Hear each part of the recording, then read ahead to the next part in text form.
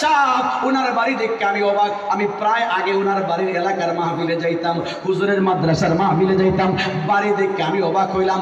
ওনার বড় ভাইয়ের সবজি ব্যবসা কইরা দোতলা বাড়ি। মুফতি ওয়াক্কাস সাহেব দুইবারের ধর্মমন্ত্রী, একবারের এমপি হইয়াও ওনার ঘরের টিনখানা বৃষ্টি পড়ে বেড়াটা হইল এমন টিন দিয়া জীর্ণ শীর্ণ হয়ে গেছে।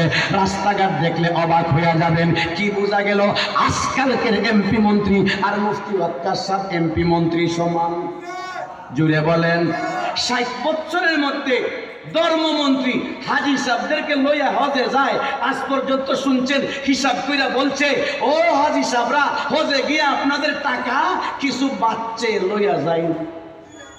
শুনছেন? কিন্তু আফম খালেদ সাহেব দিচ্ছেন নি হিসাব?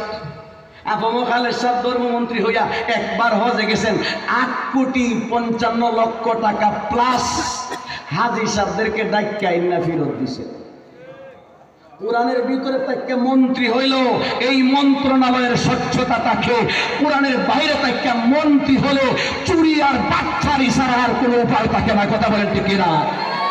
এই জন্য কোরআন ছাড়া কোনো উপায়, কোরআন ছাড়া কোনো উপায়, কোরআন ছাড়া কোনো উপায়। আপনাদের বাচ্চাদেরকে যদি আপনি মানুষ বানাইতে চান, কোরআনের দরকার আছে না নাই? আপনি স্কুলে পড়ান, কলেজে পড়ান, কোনো আপত্তি নাই। কমপক্ষে নুরানির 3টা ক্লাস, ছোট বয়সের নুরানির 3টা ক্লাস পড়াইতে রাজি আছেন তো? কে কে রাজি? কে কে রাজি? হাত উঠাই। কে কে রাজি? কে কে রাজি? কে কে রাজি? আল্লাহ সকলকে কবুল করুন। সবাই বলে আমিন। সকলকে কবুল করুন। সবাই বলে আমিন।